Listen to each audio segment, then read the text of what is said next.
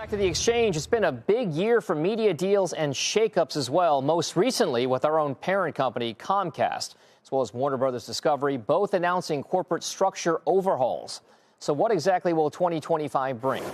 Joining me now to discuss this is Mountain CEO Mark Douglas, alongside with our CNBC.com media and sports reporter Alex Sherman.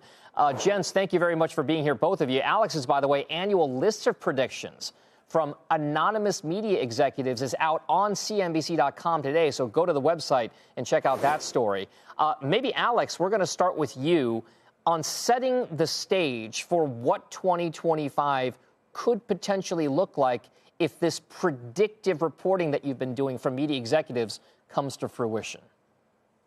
Look, the list is a little bit skewed because I told all of the media executives be bold with this, so it's probably a little bit more aggressive than what will happen, but there's definitely a couple themes you can pull away from it.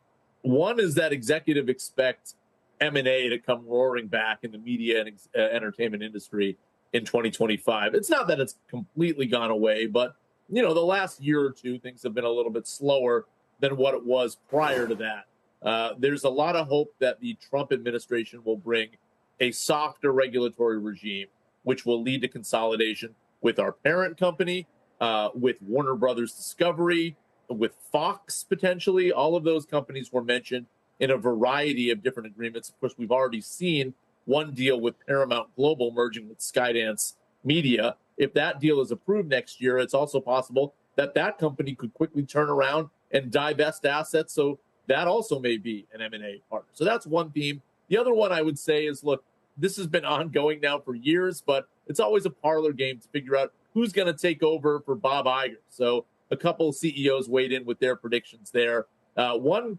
surprise, maybe a turnaround from last year, where several executives said Dana Walden would be named Bob Iger's successor. Now one executive coming out and saying Walden won't be named his successor, and in fact will leave the company by the end of 2025. So that's a pretty bold prediction on that end.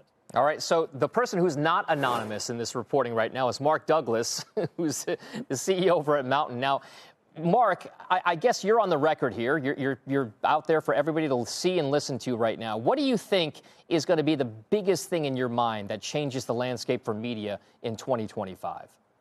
Well, I think it's a couple of things. I definitely agree there is likely to be a lot of M&A. What kind of has to happen, you either have to remain relatively small but have a very specialized product that entertainment consumers really love, or you have to go really big with just a massive catalog that people want it when they turn on their TV. You're the first place they want to go. So that's going to lead to a lot of consolidation. So I think that's definitely true. I do think, going back to the Disney prediction, it has to be someone with a really strong knowledge of streaming.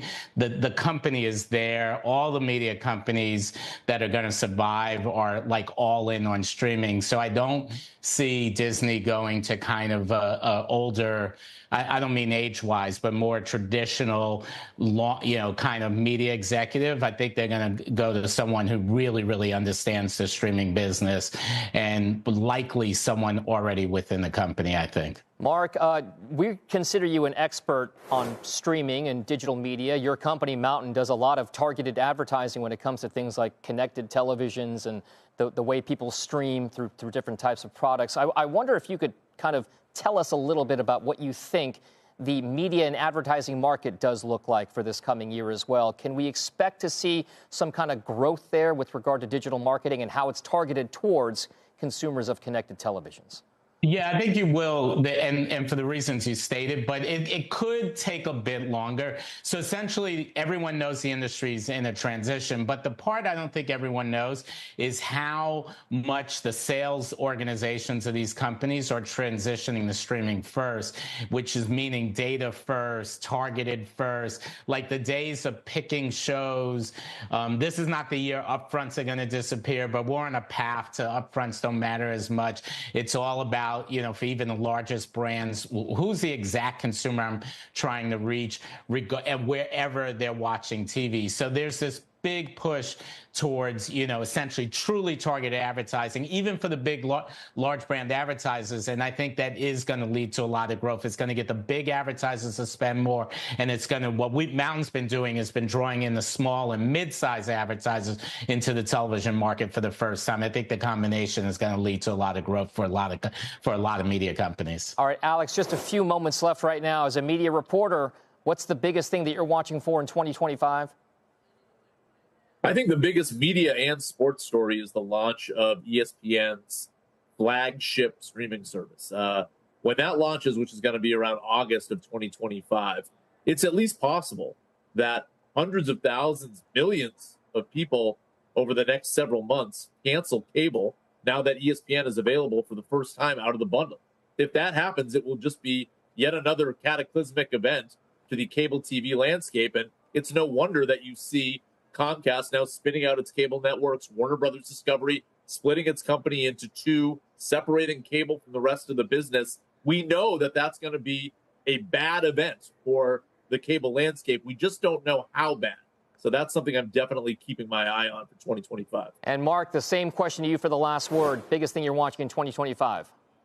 I think what was just said is a really important point. The ESPN, basically being truly available on streaming is a big deal. It's also going to generate a lot of ad dollars. But I think going back to my previous point, I think that it's going to be the year that starts the death of the upfront. It's just not going to be as important in 2025, leading into 2026. All right, the paradigm shift is afoot. Mark Douglas, the Mountain CEO. Thank you very much. Alex Sherman, our CNBC.com media and sports reporter. Happy holidays to you both.